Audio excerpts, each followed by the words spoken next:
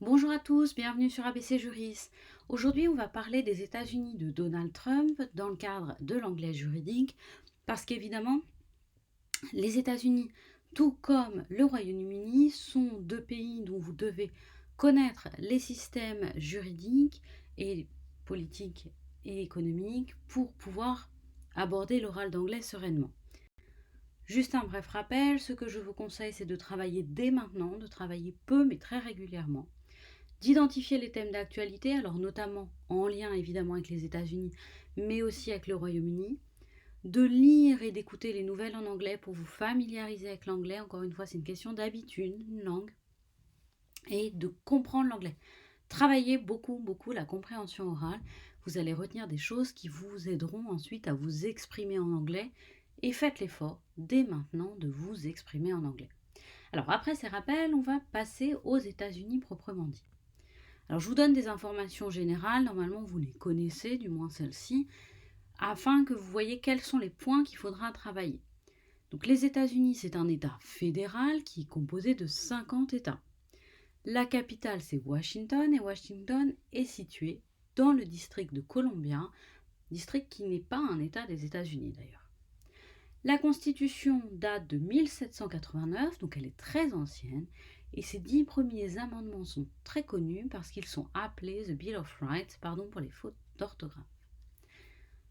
On va parler un petit peu des institutions. Alors là, c'est quelque chose qu'il faut que vous travailliez, il faut que vous ayez connaissance des institutions des États-Unis, que vous les connaissiez suffisamment pour pouvoir comprendre quels sont les enjeux en fonction de l'actualité. Sachez dès maintenant qu'aux États-Unis, un des principes fondamentaux, c'est l'équilibre entre les différents pouvoirs et qu'il y a de nombreux mécanismes qui ont été mis en place justement pour assurer cet équilibre. Alors, concernant le pouvoir législatif, il est aux mains du Congrès et le Congrès, il est composé du Sénat plus de la Chambre des représentants. Ce sont donc deux institutions qui se contrebalancent puisque l'une est composée de 100 membres, le Sénat, deux sénateurs par État, et l'autre est composée de 538 représentants qui sont élus en fonction de la population des différents États. Ensuite, le pouvoir judiciaire. Alors, il y a un double système. Il y a d'abord le système fédéral, mais chaque État a également son propre système. Ça veut dire que le système judiciaire des États-Unis est extrêmement complexe, notamment la division, la répartition des compétences entre le niveau fédéral et les niveaux fédérés, mais aussi, puisque chaque État a son propre système, les règles varient énormément d'un État à l'autre. Au sommet du pouvoir judiciaire, on a la Cour suprême. La Cour suprême, elle a des compétences très différentes de ce que l'on connaît pour nos cours, alors qui ne sont pas des cours suprêmes, mais pour la Cour de cassation, le Conseil d'État en France ou même le Conseil constitutionnel. Donc vérifiez bien quelles sont les attributions de la Cour suprême qui peut aussi bien juger au fond que juger de la constitutionnalité de certains textes. Concernant le pouvoir exécutif, là je vais m'y pencher un petit peu plus dans les slides suivantes. Donc, le président des États-Unis, c'est Donald Trump. Le vice-président, c'est Mike Pence. Ça, normalement, évidemment, vous le savez. Et le pouvoir exécutif est aussi composé du gouvernement. Alors, on parle de l'administration Trump, mais en réalité, ça correspond à ce que nous appelons le gouvernement. Quelques mots sur Donald Trump lui-même, parce que s'il y a un homme qui est au cœur de l'actualité, c'est souvent Donald Trump pour de multiples raisons. Alors sachez qu'il est né en 1946, non pas que sa date de naissance important que cela, mais c'est un indicateur évidemment de la stature de la personne et de sa position. Pas besoin de retenir nécessairement exactement la date, mais avoir une idée à peu près de son âge. C'est un businessman et il est devenu par la suite homme politique. Il est le 45e président des États-Unis.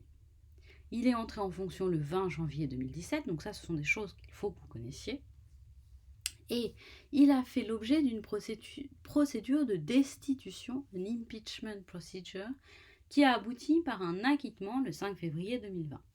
Donc pour l'oral d'anglais, il faut que vous travailliez sur la procédure d'impeachment. Tout s'est déroulé l'année dernière, donc vous pouvez trouver encore dans les journaux américains de nombreuses informations et même dans la presse française, mais évidemment, il faut acquérir aussi les connaissances en anglais. Alors sachez qu'il est candidat à sa propre réélection, donc pour rester président lors des prochaines élections qui auront lieu en novembre. Alors dans l'actualité, pour l'examen, qu'est-ce qu'il faut travailler? Alors je viens de vous le dire, il faut travailler la procédure de destitution puisqu'elle a eu lieu l'année dernière, et notamment la fin de la procédure puisqu'elle n'est pas tombée à l'oral l'année dernière étant donné qu'elle s'est terminée en 2020. Évidemment, les fameux tweets de Donald Trump sont toujours au cœur de l'actualité, puisqu'il a tendance à beaucoup utiliser Twitter comme mode de communication et à souvent faire des sorties qui sont très controversées. Mais attention, si lui il est controversé, le but c'est pas que vous, votre oral, le soit.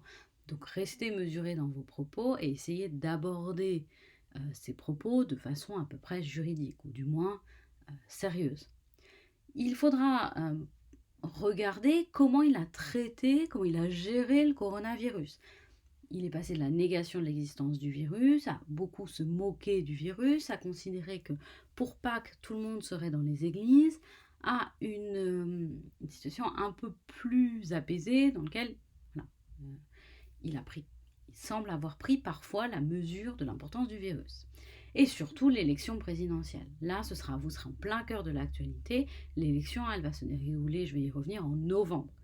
Donc évidemment, les mois de septembre, octobre vont être extrêmement chargés dans la presse concernant l'élection du président des États-Unis. Alors je reviens sur cette élection, elle aura lieu en novembre 2020.